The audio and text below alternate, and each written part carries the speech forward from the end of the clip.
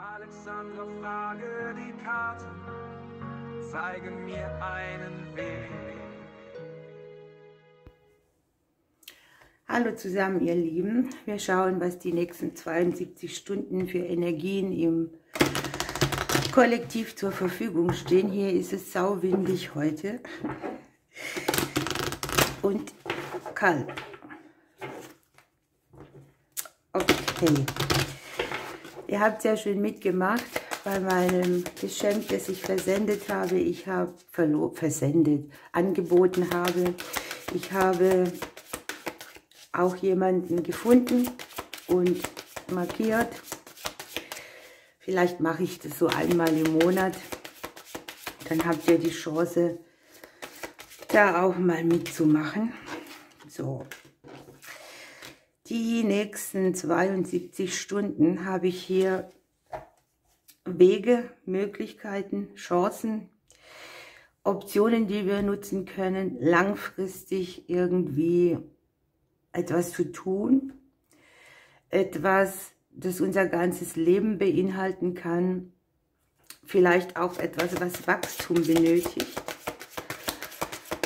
eine Entscheidung, die getroffen wird, die langfristige Auswirkungen hat, oder auch, dass man irgendwie vom Leben so in andere Bahnen gelenkt wird, ne?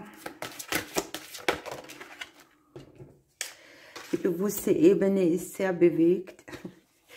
Hier möchte etwas Fahrt aufnehmen. Man überlegt vielleicht, wo kriegt mein Leben eine andere Richtung her oder wo habe ich eine Kurskorrektur vorzunehmen. Man denkt über Gespräche nach, über Kommunikation. Ja, das Thema Treue, Freundschaft, Loyalität wird abgefragt. Möglicherweise geht es hier auch um Wege für eure Kinder oder für andere Menschen, die euch irgendwie mit beeinflussen.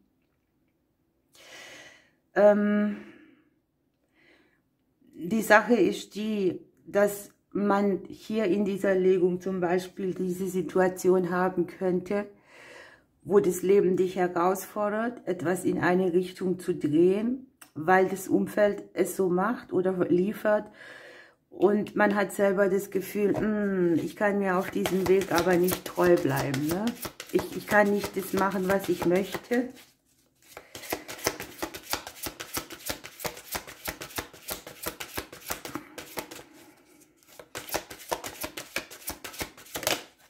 Es kann ja auch sein, dass man für sich selber einsteht, ja? Dass man eine Wahl trifft, bei der man sich zur Priorität macht.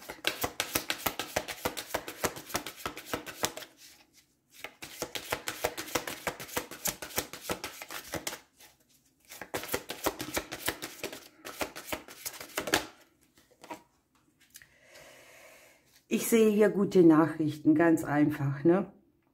Es kann sein, dass man hier etwas aufschnappt. Es kann sein, dass man Unterstützung hat von Freunden, dass man einen Tipp kriegt, dass man irgendetwas ausspricht, was nachher Lösungen mitbringt, ja? Hier ist in der näheren Zeit angezeigt, dass wir kommunizieren. Da könnte irgendwie ein Schlüssel drin liegen für uns. Auf jeden Fall sind es hier die guten Nachrichten, die sich auf den Weg machen, die uns helfen, Entscheidungen zu treffen, wo alle mit zufrieden sind, ne? Wir haben hier das Umfeld dabei. Wir haben hier eigentlich schon auf guten Grund auch gebaut. Und das ist so eine Zwischensituation, ne? Was möchte ich, was möchten die anderen?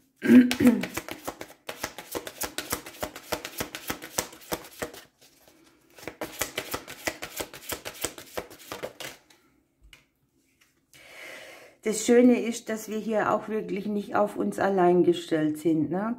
Ich habe das Umfeld, die Freundschaften, die Menschen, die dir wichtig sind, die irgendwie auch tatkräftig mit Gesprächen oder mit Möglichkeiten unterstützen. Und der Schlüssel liegt im Haus des Umfeldes drin. Das heißt, die Türen gehen hier von außen auf, ne? Da, wo man sich selber im Kreis dreht oder wo man jetzt denkt, Sind die anderen meine Priorität oder bin ich es? Da gehen die Türen von außen auf, das ist sehr schön. Das kann ein glücklicher Zufall sein, eine gute Wende, ein Gefühl des Erfolges, mit dem wir jetzt nicht gerechnet haben.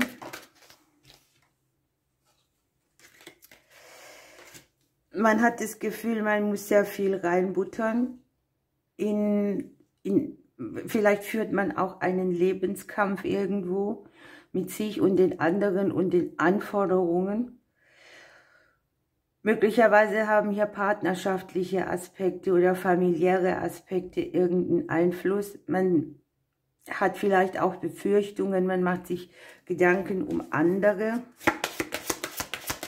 und um die Entscheidungen und Wege der anderen. Betrifft ja seine eigenen Lieben. Ja, und wir haben hier eben, dass das Außen ganz wichtig ist. Das habe ich hier zweimal. In der näheren Zeit und längeren Zeit kommt hier sehr viel Kommunikation, Umstände, die wir nicht kontrollieren können. Und aber auch hier mit dem Außen heißt es für mich immer, wie nehme ich das wahr, wie zeige ich mich, was lasse ich nach außen von dem, was mich drückt, was lasse ich zurück. Hier darf man ruhig mehr rausgehen, mehr was artikulieren, mehr etwas sagen, sich so zeigen, wie man ist. Hier unten liegen schon die Veränderungen auch mit dran. Also wir haben hier den Klee dabei. Es kann ja sein, dass etwas, was in der Vergangenheit schon mal angefangen hat, sich zu verändern, hier nochmal in den Mittelpunkt kommt und daran kann man anknüpfen.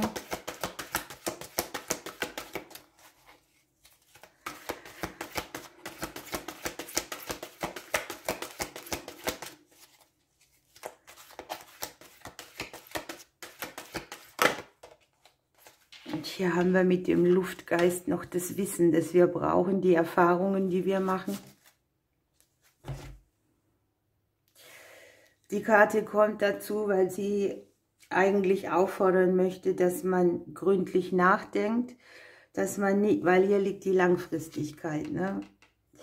Dass man nichts Schnelles entscheidet oder impulsiv handelt, dass man die verschiedenen Standpunkte von allen betrachtet, das passt ja sehr gut, und dass man sich auch Zeit nimmt, es für und wieder abzuwägen. Was jetzt hier toll ist, ist, dass sich hervorragende Gelegenheiten anbieten,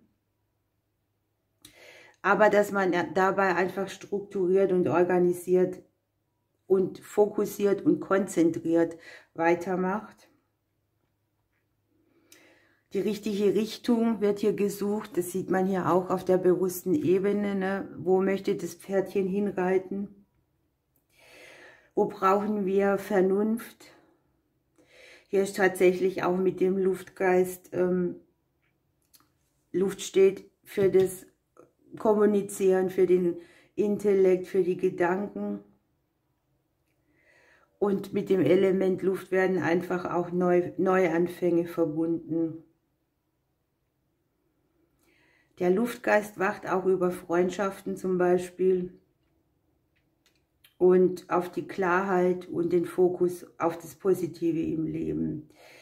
Hier ist so eine Klärungssituation mit dabei und man darf auf die Kommunikation mit sich und mit anderen auch achten. Ja, vielleicht lässt man hier nicht alles raus, was man eigentlich mitteilen müsste, damit sich die Situation gut verändern kann. Wir schauen, welches Krafttier hier mitkommt.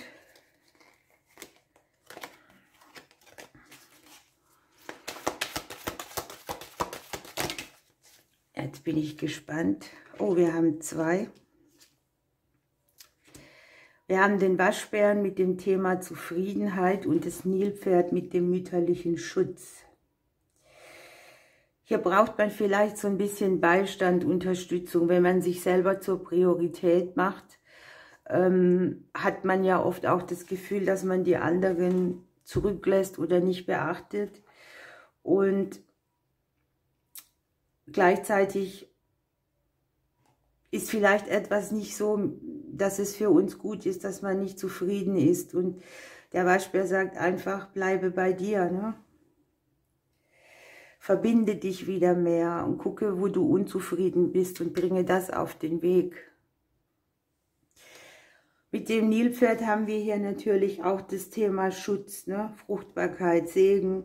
Und die Karte sagt einfach, hab keine Angst, übergib alle Sorgen und Probleme, lass los, für dich wird gesorgt. Und es ist ganz wichtig, dass wir uns wieder der Führung zuneigen oder auch vielleicht auch wieder ganz neu verbinden müssen, weil man sich irgendwo verloren hat. Hier kommen fruchtbare Erkenntnisse, kreative Lösungen.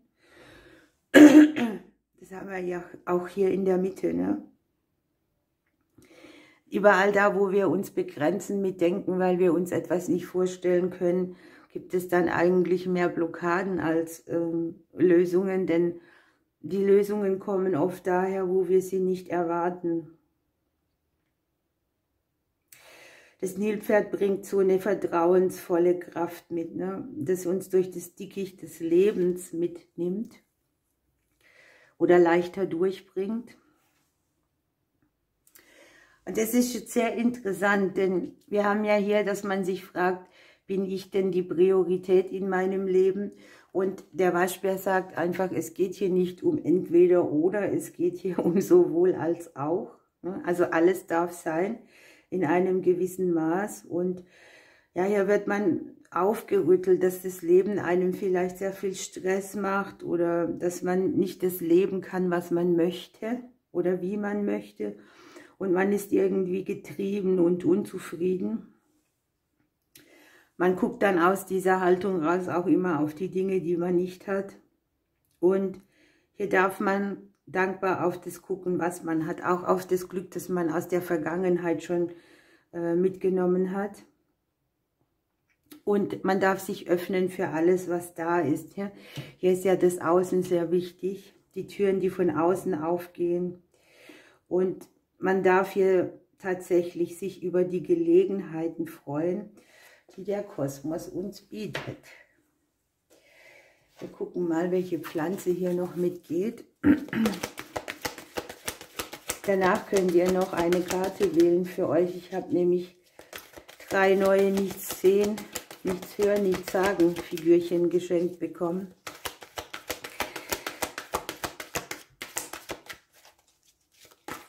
Was dürfen wir hier noch wissen? Ja.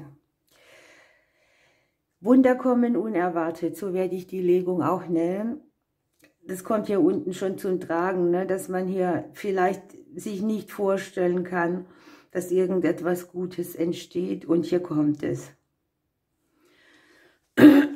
Super, ihr Lieben. Unten haben wir noch, du bist ein Sieger, also stellt euch auf wundersame Ergebnisse ein. Etwas leuchtet wieder auf, etwas wird tragfähiger und ja, wir können wieder auf unserem Pfaden gut wandeln, so dass es uns auch gut damit geht. Ihr Lieben, bleibt noch kurz dran. Ich stelle die Figürchen noch auf, dann dürft ihr noch einen Stapel wählen. Danke, liebe Jana, die sind sehr schön. Für die anderen, ich drücke euch, wir hören uns am Wochenorakel wieder. Bis bald. So, hier bin ich wieder. Das sind die 3 kleinen Eulen, die nichts sagen möchte, die nichts mehr hören kann, die nichts mehr sehen will.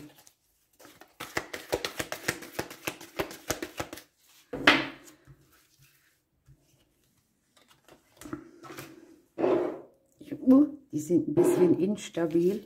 Die haben Übergewicht. Ach Gott.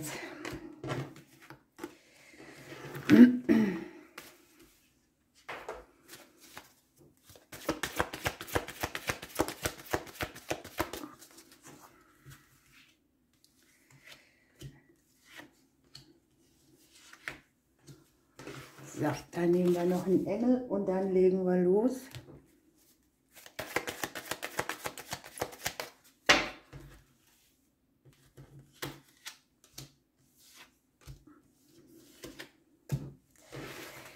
Also, für mich kommt ja niemals der in Frage, der sich den Mund zuhält.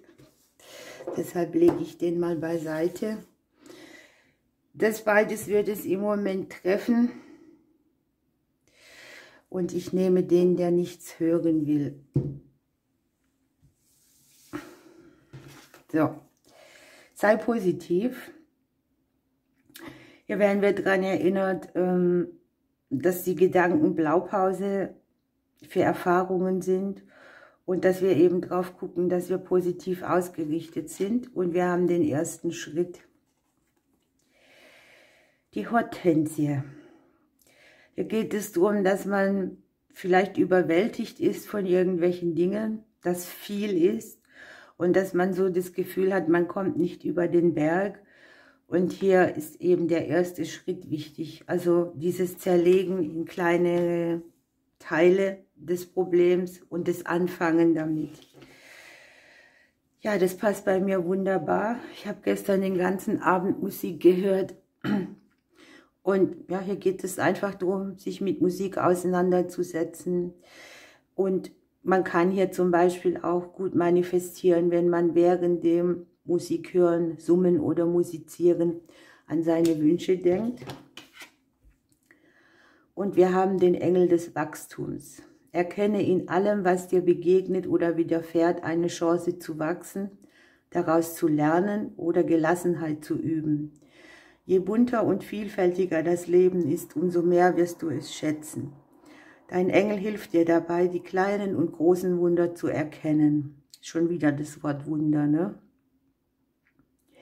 So ist alles um dich herum eine Aufforderung zum inneren Wachstum und wird dich bereichern. Wunderbar. Dann nehmen wir die Eule, die nicht sehen will. Was habt ihr Schönes? Überseht hier bloß nicht die Wellen des Wohlstandes, denn hier kommen, wie in der Legung, neue spannende Chancen. Ihr habt Herzöffnung. Ihr habt praktisch die Möglichkeit, eure ganze Liebe zu vergrößern, indem ihr euer Herz öffnet, weil da vergangene Blockaden und Wunden genesen werden und man findet wieder zur Leidenschaft zurück, zum Leben auch. Ihr kriegt Zeichen von oben, einen Gruß aus dem Jenseits sozusagen. Und, was habt ihr hier? Der Engel der Fantasie. Dein Engel rät dir, deine Kreativität zum Ausdruck zu bringen. Er schickt dir neue Inspiration für Projekte, die du schöpferisch ausleben sollst. Lass deiner Fantasie freien Lauf und hab Freude daran, etwas Neues auszuprobieren und zu kreieren. Ja, und der nichts mehr sagen möchte, was verbirgt sich hier? Nimm dir Zeit für dich, passt auch zur Hauptlegung, ne? Mache etwas, was deine Seele entspannt, was dich nährt. Und hier ist der Gruppenzwang. Hier kann sein, dass du vielleicht dich unter Druck gesetzt fühlst, weil andere meinen, du müsstest dies, das oder jenes oder so machen. Oder weil eben viele Leute das Gleiche machen und du das nicht möchtest. Also lass dich nicht zu etwas nötigen, was du im Prinzip nicht wirklich möchtest. Dein Herz weiß es besser, was für dich gut ist. Pass auf, heißt sei achtsam. Du kriegst viele Zeichen, achte auf Wiederholungen bei den Zeichen und guck, wo hier wertvolle Hinweise stecken für dich. Und wir haben den Engel der Schönheit. Richte dein Bewusstsein auf die Schönheit in dir, auf deine liebenswerten Eigenschaften, deine Freundlichkeit, deine Hilfsbereitschaft und deine einzigartigen Fähigkeiten. Je mehr du auf sie achtest, desto weiter werden sie wachsen. Mache dir gleichzeitig die innere Schönheit bewusst, die andere Menschen ausstrahlen. Dein Engel wird dir die Fähigkeit schenken, dich bewusst mit den Menschen und Dingen zu umgeben, die dich positiv beeinflussen. Das haben wir hier, ne? Also das ist so eine zentrale Sache. Bleibt bei euch, bei den Dingen. Ja, und guckt auch darauf, dass ihr für euch mit euch im Klaren seid, ob das den anderen gefällt oder nicht. Ne? Denn hier werden die positiven Dinge dich beeinflussen und auch deine guten Eigenschaften stärken. Ihr Lieben, ich wünsche euch eine schöne Woche. Wir hören uns am Freitag wieder. Ich drücke euch bis bald.